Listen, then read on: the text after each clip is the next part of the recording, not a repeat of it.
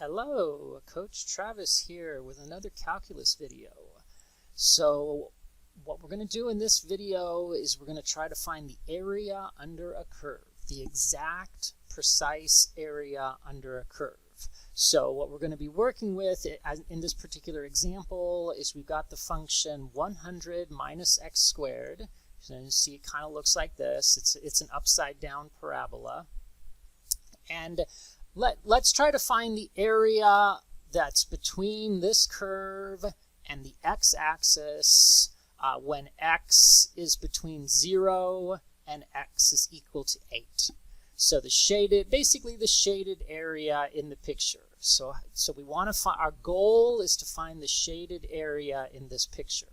And this is a difficult problem because this is a parabola. It's not like a circle or a triangle or a square or a rectangle. It's not something that we know a formula for the area of. So this is a brand new thing, and it's very exciting because if we can crack this problem, then we will have an idea how to find the area under any curve. And that is really cool because that's really a difficult problem, and being able to answer that problem is really exciting, and that means we've really worked hard and we've found something really neat. So all right, so this is going to be one of the most involved things probably that you ever do in calculus, but it's going to be very satisfying when we get to the end because we will have actually solved this very difficult problem kind of from scratch. We're not going to use any fancy formulas. Well, maybe we'll use one little fancy formula, but this more or less we're going to be doing this from scratch. So this is really great.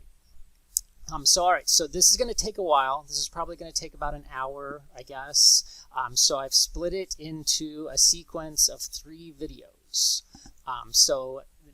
We're going to video number 1. In video number 1, what we're going to do is we're going to use Riemann sums. So Riemann sums are going to help us answer this question.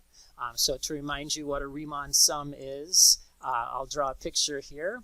So a Riemann sum is like when you draw a bunch of rectangles under the curve and you find the area of those rectangles, and that the area of those rectangles is not the exact area under the curve, but it's close.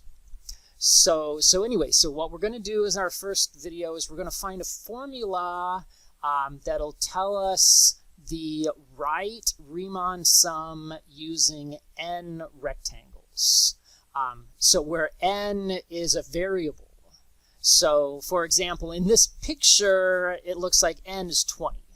When I made this picture, and the number of rectangles is 20. You can pause the video and count them if you want to, but there are 20 rectangles here. Maybe actually I'll dial that down for the purposes of the video, so it's a little bit easier to see what's going on. Maybe we'll go with 12. So right now there are 12 rectangles. This is a picture of a Riemann sum using 12 rectangles. But what we want to do is we want to not pick a specific number. We want a formula that you can put any number in. So we want to find a formula that if you say that n is 100, then the formula will tell you the Riemann sum under 100 rectangles. But then if you change your mind and you say, no, I want to use 200. Okay, great. Then just change the 100 in your formula to a 200, and the formula will tell you the right Riemann sum using 200 rectangles. So we want to find a general formula. So probably at this point in your life, you've done some problems where you've picked a particular number. So like your homework said, find the right Riemann sum using 12 rectangles. So you hopefully at this point you have some experience actually calculating Riemann sum for a specific number.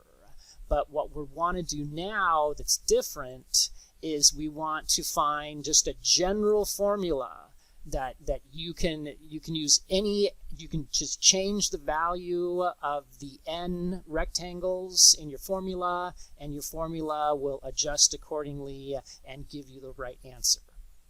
So that's going to be video number 1. And then video number 2 is then we're going to take that. The formula we get in video number 1 is going to involve a summation, and it's going to be a little bit complicated. So then what we're going to do in video 2 is we're going to use algebra to simplify the formula that we got in video number 1. And why do we want to simplify it? Well, because we want to make it easier to use. Because then that's what we're going to do in video number 3.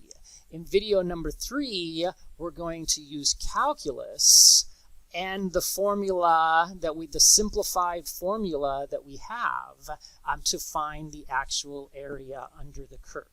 So when we want to, when you do calculus, you want to be working usually with the simplest formula possible. So that's why we want to do the simplification. We want to have the simplification step, so that'll make the calculus as easy as possible.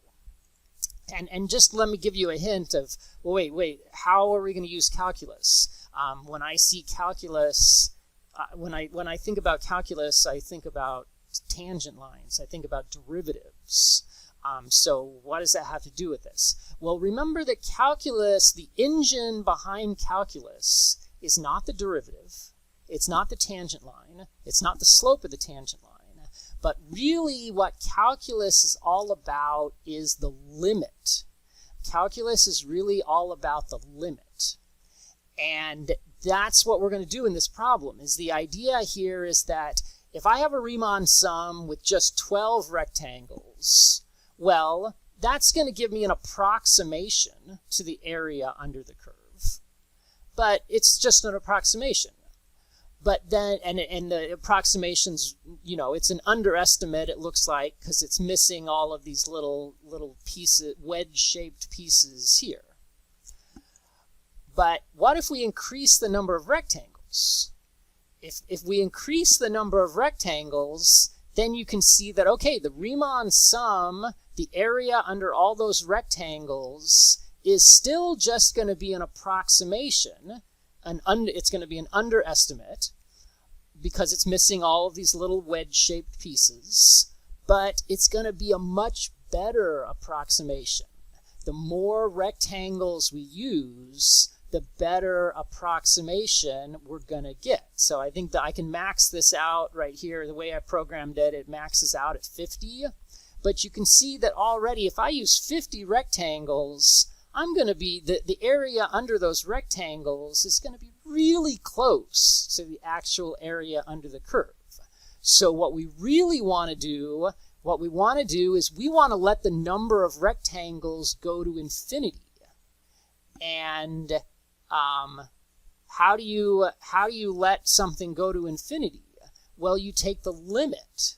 So what we're going to do is we're going to find the formula in video number 1, simplify the formula in video number 2, and then in video number 3 we will use calculus and let the number of rectangles go to infinity. So we'll be using the limit. So whenever you're using a limit, that's really when you're using calculus. So when I say use calculus, what I'm saying is, we're going to apply a limit. And so that's the plan.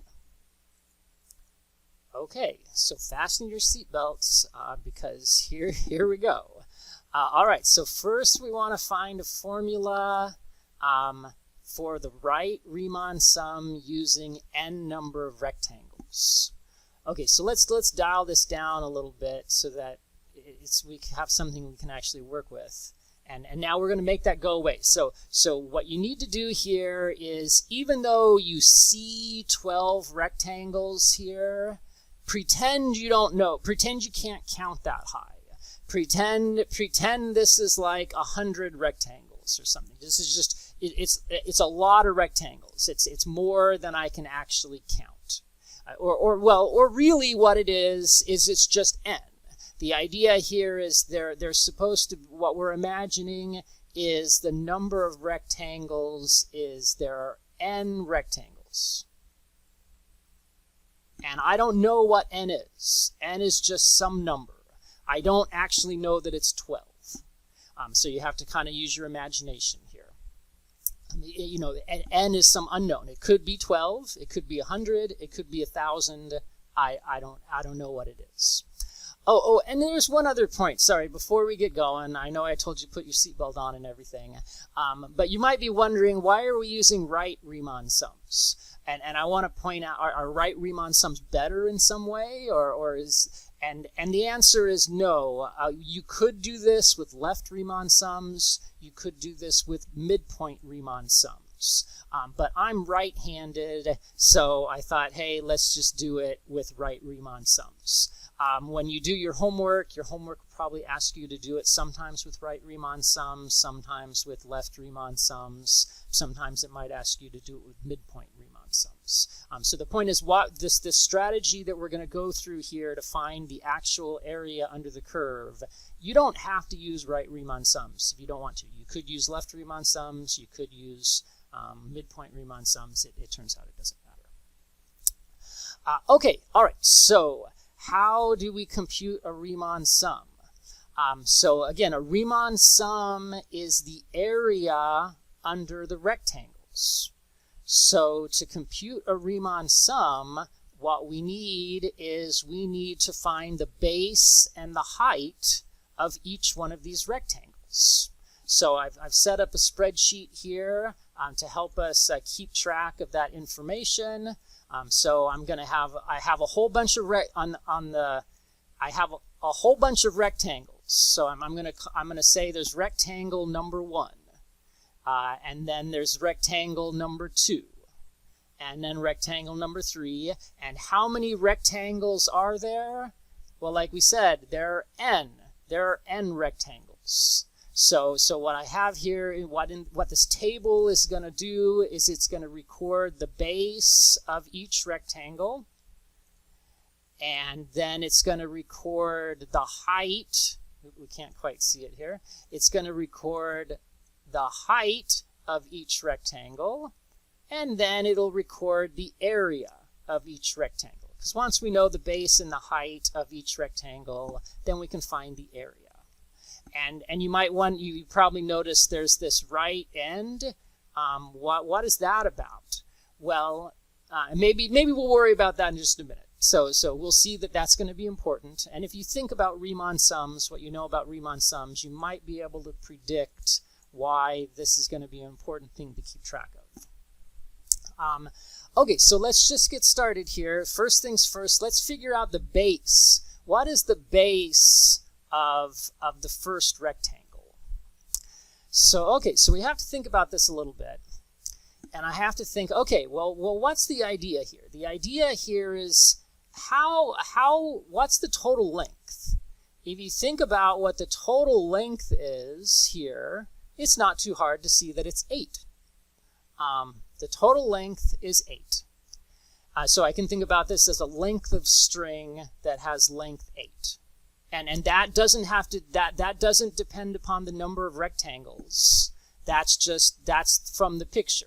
It says that, yeah, we're trying to find the area under the curve from 0 to 8. So the total length is going to be 8. And that doesn't matter. It doesn't matter how many rectangles you use, right? If I use 12 rectangles, the total length is 8. If I use 23 rectangles, the total length is still 8. So that 8 is a constant. And all right, that's the picture I want. Oh no, but I want to make n go away. And now what am I doing? Well, to get each of these rectangles, now what I'm doing is I'm taking this total length of 8 and I'm chopping it up into n pieces. And each piece is equal. So remember, when we make our Riemann sums, we always said that we're just going to, for simplicity, we make the base of each rectangle the same. So the idea here is we've got a total length of 8, and then we're chopping it up into n equal pieces. So I don't think it's too hard to realize that that means that the base of each rectangle is going to be 8 divided by n. So the base of that first rectangle is 8 divided by n. The base of the second rectangle is 8 divided by n. And you get the idea. The base, because I've got a total length of 8, I'm chopping it up into n pieces, and basically that's the definition of division. The definition of division is, well, if you have 8 and you chop it up into n equal pieces, then what is the length of each piece? And the definition of division is it's 8 divided by n. So I'll go ahead and enter that into my my table here. And the nice thing is that that's the same for every rectangle. For every rectangle, we have that the base of every rectangle. Whoops, I didn't quite want to do that. The base of every rectangle is the same. So that's we like that. Okay.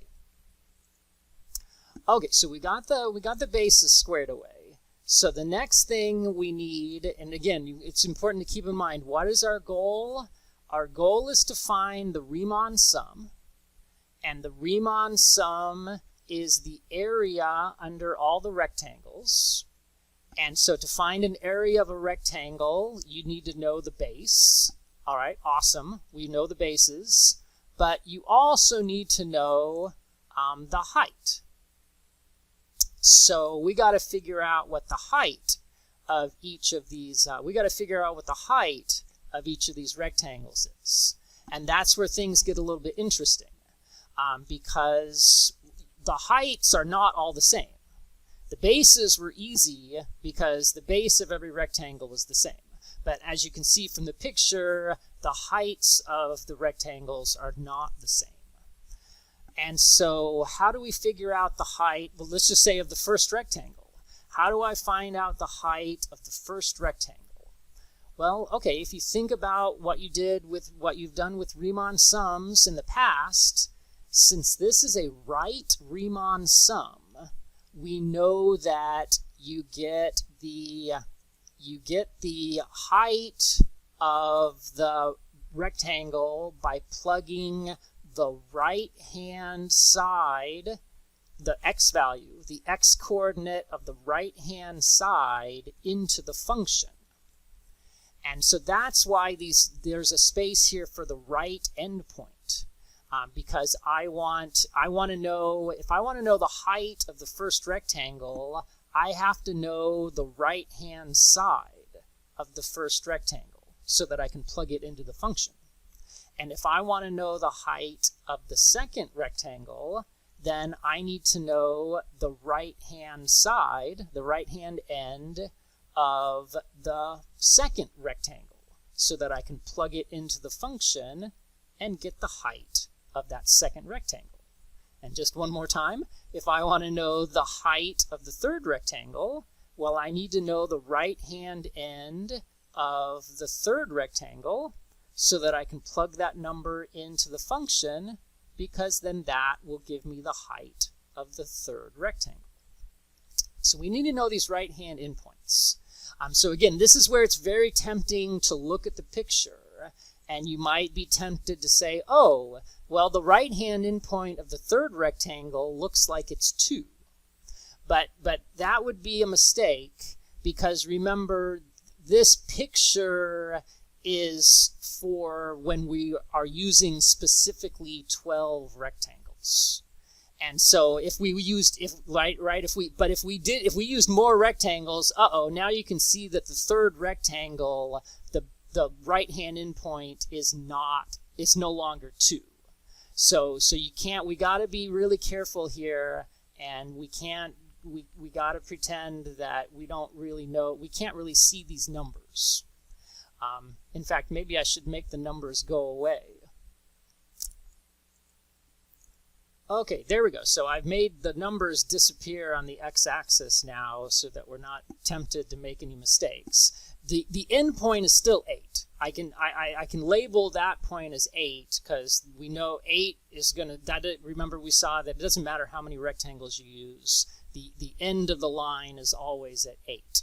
And also, yeah, I tweaked the number of rectangles just a little bit so that I didn't have to write so small. So again, we're pretending we don't know how many rectangles there are here. There's just a whole bunch of rectangles. We start at 0, we end at 8, and now what we need to do is we need to figure out what's the right-hand endpoint of this first rectangle. And okay, well, let's think about this for a minute. We can figure this out because remember, we know the base. We know the base of the rectangle. We know the base of the rectangle is 8 over n. That's the length. You know, the length of this segment here is 8 over n. Well, okay, and on the left we start. So you think about if you start at 0, on the left-hand side we were at x0, and then we walked a distance of 8 over n. So that must mean that the x-coordinate of that point is exactly 8 over n, right? Because if you start at 0, this is why I wanted to make it bigger. If you start at 0 and you walk a distance of 8 over n, then you're at the x-coordinate of 8 over n. That's how the x-axis works. I mean, that's kind of the definition of our coordinate system. So, okay, so let's record that in the table. So the right-hand endpoint of the first rectangle is it's 8 divided by n. And now for strategic purposes, I'm going to put a multiply by 1. So you might say, if I were you, I would say, why are you putting that multiplication by 1 there? And my answer is, just hang on to your potatoes. You'll see why in just a minute. But I hope you agree that this is the right answer. I mean, multiplying by 1 doesn't change it, so it may seem like a weird thing to do, but it'll become clear why that's a good idea in just a minute. But 8 over n, that's the right-hand endpoint of the first rectangle. Okay, so now what we need to do is now we need to figure out, well, what's the right-hand endpoint of the second rectangle? We need to figure out what's the right-hand endpoint of the second rectangle. And well, here's how we're going to do it. Well, imagine I'm starting at 0, so to get to the right-hand endpoint of the second rectangle, I have to start at 0, and then I have to walk past one rectangle, and then I have to walk past another rectangle. And well, think about that. Every time I walk past a rectangle, that's 8 over n, because the base of a rectangle is 8 over n. So the right-hand endpoint of the second rectangle should be 8 over n times 2. Because to get to the right-hand endpoint of the second rectangle, you start at 0 and you walk past 2 rectangles. So that's why now you can kind of see maybe why I put a 1 there. Because now what I'm going to write here is I'm going to say the right-hand endpoint of the second rectangle is 8 over n 8 over n times 2. That's the right-hand endpoint of the second rectangle. And now it's pretty easy to see the pattern, because if you want to get to the right-hand endpoint of the third rectangle, that means you start at 0 and you walk past 3 rectangles. And every time you walk past a rectangle, you add another 8 over n. And so now what we have here is a really easy to recognize pattern. You just have 8 over n times whatever number your rectangle is. So if I'm at the n minus 1th if I'm at the 4th rectangle, then the right hand endpoint is 8 over n times 4. And then if I'm at the nth minus 1 rectangle, then it's just 8 over n times n minus 1. And then the last rectangle is 8 over n times n. And you might say, and here's a reality check. You might say, hey, wait a minute, Travis, 8 over n times n, isn't that just equal to 8? Isn't that always equal to 8? And the answer is, yeah, that sure enough, that is definitely always equal to 8. And does that make sense? Well, look at the picture. What is the right hand in? This is the last rectangle. This is the last rectangle. And what is the right hand endpoint of the last rectangle? Well, in this picture, the last rectangle has right hand endpoint 8. But what if I jack up the number? What if I change the number of rectangles? If I jack up the number of rectangles, what's the right hand endpoint of the last rectangle? Well, the right hand endpoint of the last rectangle is still 8. You know, so the fact that this is always 8 and doesn't depend upon n, because the n's cancel, actually makes sense. That's actually pretty cool. And that's the great thing about mathematics, is when you do it right, mathematics makes sense. So the hard part is thinking about it deeply enough so that it does make sense. But I promise you that all of mathematics, it makes sense. Okay, let's try to restore our picture here. And all right, so now we think about, okay, the right-hand endpoints, that was just a means to an end. The only reason we wanted the right-hand endpoint was so that we could get the height. Right? Remember that our ultimate goal is to get the area. But to get the area, we need to know the base and the height. And so we were trying to figure out what the heights were. And to figure out the height, we need to know the right-hand endpoint. And okay, so great. So now we have the right-hand endpoints, and then now we have to remind ourselves, well, what were we supposed to do with the right-hand endpoints to get the height? And the answer was, oh yeah, once you had the right-hand endpoint, then you plug it into the function to get the height. So let's see. So what I need to do now is I need to get the height of the first rectangle, I need to take this right-hand endpoint and plug it into the formula for the function. So, okay, so the formula for the function is 100 minus the input squared. And let's see here. So the input is this. So sorry about that. So in here, I'm going to type 8 over n times 1. And then, and don't forget that has to get squared. I need to make this column a little bit wider. But that is the formula for this is the formula, what you get when you put this number into the function, then this is what you get. And you might say, wait a minute, Travis, you have parentheses around the 8 divided by n here, but you don't have the parentheses here. Is that okay? And the answer is, yeah, that's okay, because the parentheses here are saying do the division first and then do the multiplication. But that's the same here, because if there are no parentheses, then you just work from left to right. And so this says 8, do the division first, and then do the multiplication. So this is okay. I left out the parentheses here, but mathematically that's okay. If it makes you feel better, you could put the parentheses here. In fact, if I was doing this on paper, I probably would put the parentheses there, but I want to try to keep the formula as simple as possible.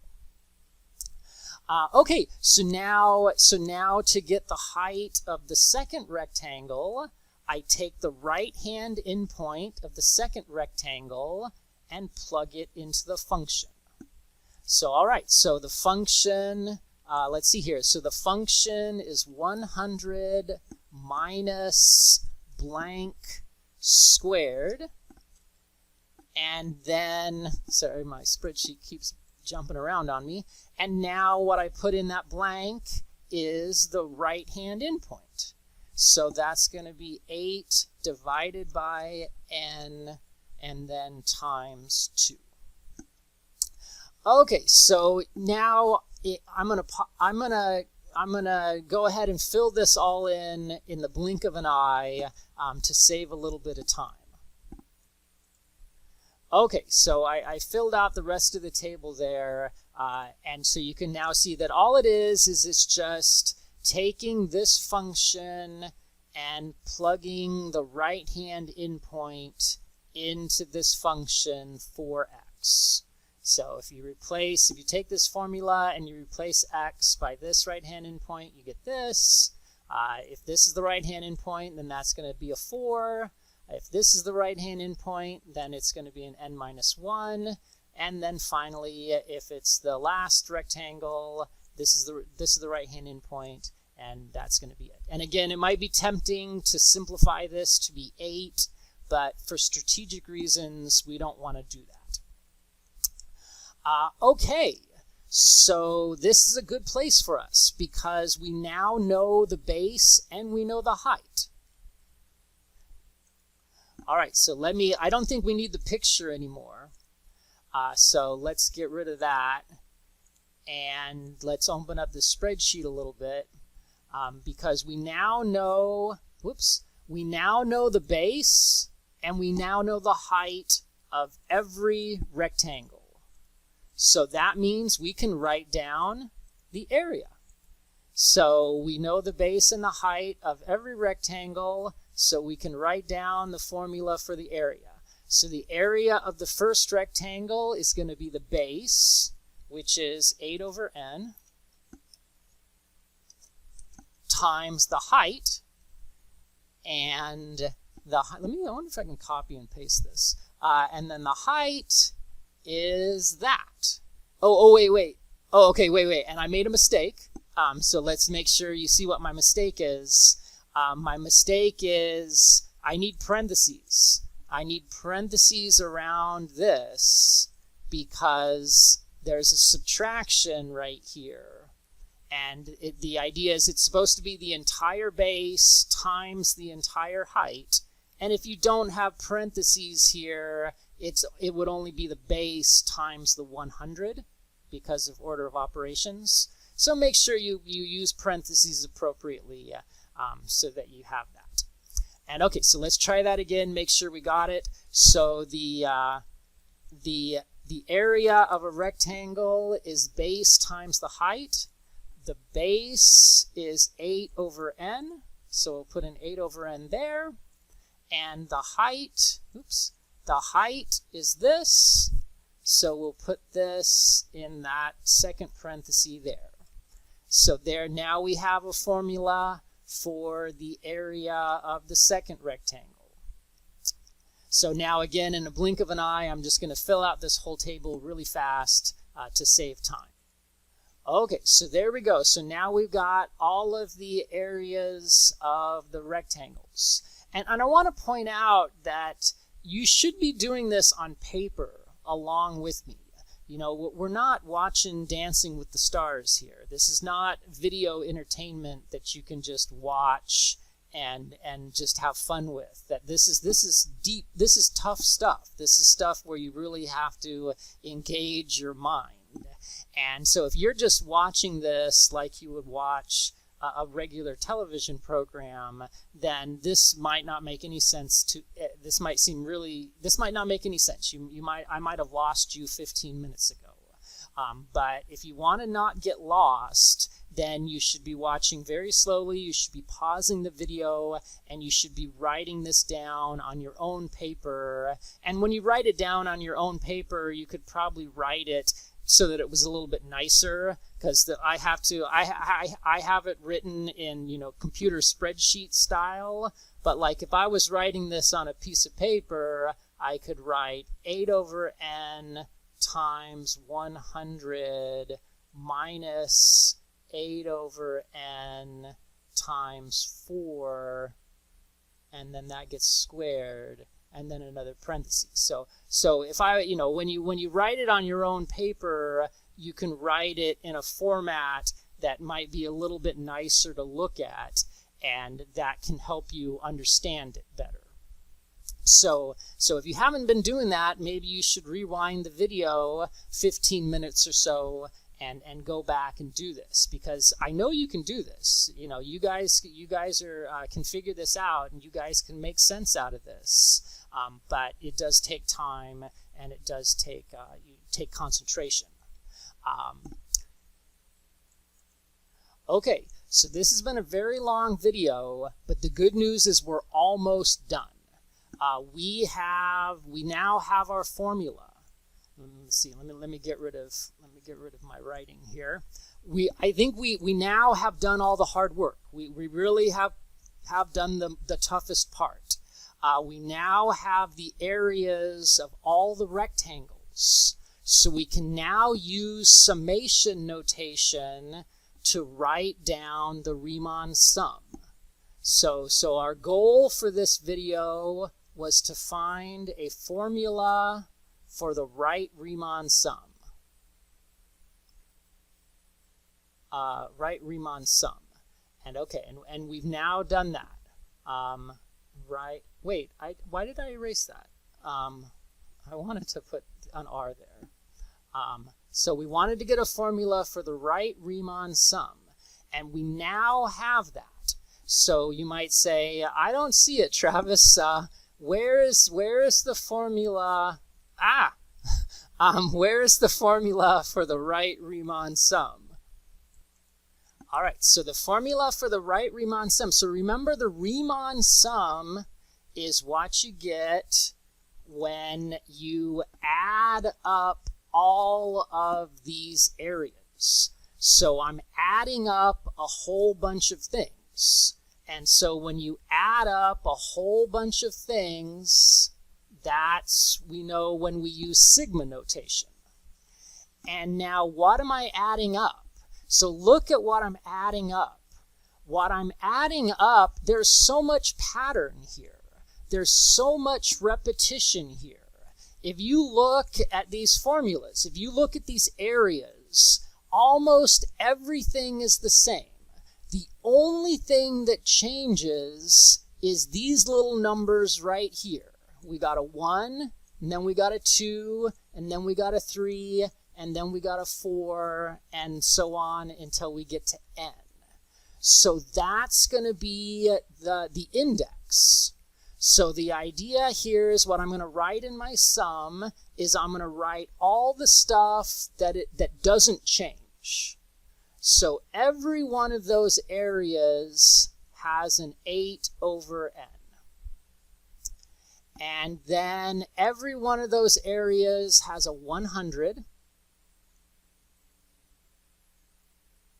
And it has a subtract. And then it has an 8 over n again. And then I'm going to leave a blank, because then it has the thing that changes. So let's leave that as a blank. And then it gets squared. And now I'm going to change colors for emphasis. And we'll use yellow. And so that's my index. The number that goes here is my index. It's the thing that's changing. So I'm going to go ahead and use I for my index. And what is the index ranging between? Well, at the lower end, or at the start, the index starts at 1. And at the end, the index is the number n. And that is the, I guess this is going to, yeah. Oh, I just thought of something. It's getting a little bit ahead of me, but It's okay. This is it. This is our Riemann sum. Oh wait, why did I write I is equal to n at the top? We don't usually write that. We just usually leave out. You don't usually write I equals n at the top. You could, but it's just not traditional. So this is our formula. This is the formula that if you tell me n, then this formula will tell me the area of the Riemann sum. So as an example, say if I said n was equal to n, if everywhere you see an n in the, if I want to use 12 rectangles, suppose I want to use 12 rectangles, then everywhere I see an n in this formula, replace it by 12, and then evaluate this sum, and you will get the area under the 12 rectangles. Or what if you wanted to use 50 rectangles? If you want to use 50 rectangles, then you would, everywhere you see an n in this formula, replace it by 50, and then add up all 50 of those numbers, and you will get the area under all the rectangles. All right, so this may seem really weird and mysterious, this summation, but I want to try to make it as concrete as possible because I want you to really appreciate the good work that we've done here. So that this formula, it might just seem super mysterious. If I were you, I'd be like, I don't know what's going on here, but let's just actually use this formula. So as an example, let's be concrete now. So let's use 9 rectangles. So if I use 9 rectangles, then GeoGebra is able to calculate the area under these rectangles because it's smart, and it adds them together, and it gets 599.84. So what GeoGebra is telling us that the right Riemann sum using 9 rectangles is 599.84. So that's what GeoGebra tells us. Well, now let's use our formula here. So what I've got here is I've got the Wolfram Alpha summation calculator, and I'm going to enter our formula here. So what I'm going to do is I'm going to enter our formula. So our formula is 8, and now I'm going to change this again. Remember, what am I doing? Everywhere I see an n, I'm going to replace it by 9, because the idea is this might not look like it. Yeah, actually, this is a good point. I want to emphasize this. It might not look like it, but this is actually a function of n.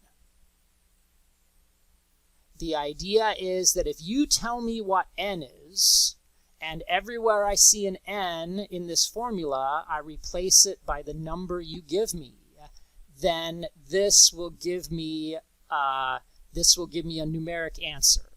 Oh, I guess we have to be a little bit careful about that. The n you give me has to be a whole number, because it doesn't make sense to do a summation with decimals.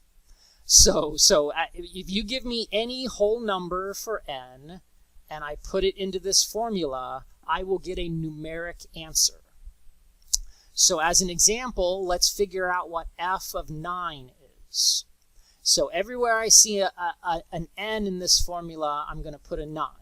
So I'm going to start with an 8 over 9. And let me zoom in a little bit here so you can see it better. So we got 8 over 9, and then we're going to multiply by 100 minus, and then I'm going to have an 8 over 9 again, and then I'm going to multiply by I, because I is the index, and then that's going to get squared. So what I've got right here is this expression right here is exactly the same as this expression, only everywhere you see an n, I replaced it by 9. All right, and then let's see. Okay, now the Wolfram calculator is asking me what's the letter for your index. All right, so I'm using the letter I for my index. All right, and then the summation calculator is asking me for the lower limit. So the lower limit is we're starting with I is equal to 1. And then the upper limit is 9.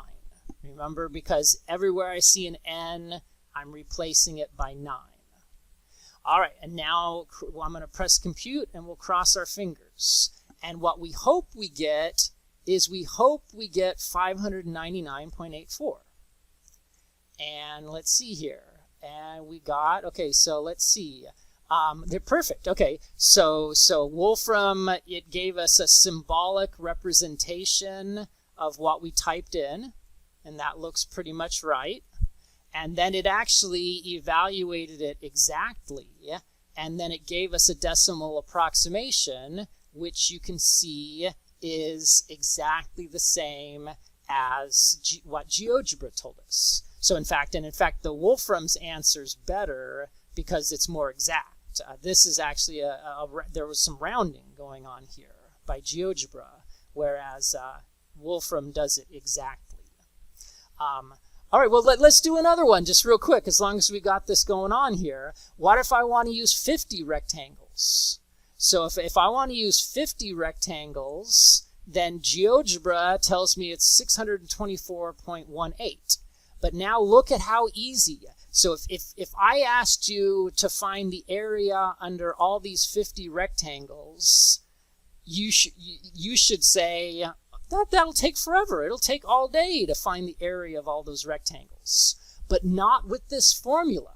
Now with this formula and with a summation calculator, I can just, everywhere I see a 9 here now, I'm going to replace it with 50. And so now we're going up to 50. And I'll do the computation here. And again, GeoGebra has predicted the answer should be around 624. And our summation calculator gives us an exact answer. And we can see that it is basically 624.18. So this formula is awesome. This formula now, and now you can do amazing things. Because you can do things that GeoGebra couldn't. What if I wanted to use 1,000 rectangles? If I wanted to use 1,000 rectangles, well, GeoGebra can't do that because I didn't program it. But with this summation, I can do 1,000 rectangles just by changing a few numbers. The lower limit's still 1, and the upper limit is 1,000. And assuming I typed it in right, we can see that, okay, with 1,000 rectangles, you don't need to see that. That graph is something different. Don't pay attention to that graph. You'll figure out what that graph is about in another class. But this is the Riemann sum using 1,000 rectangles. So we just did, in the blink of an eye, we just added together 1,000 rectangles.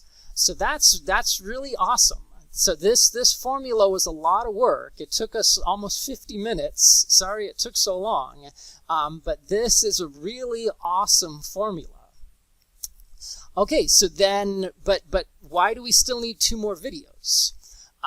Well, because this formula is great if you have a fancy summation calculator.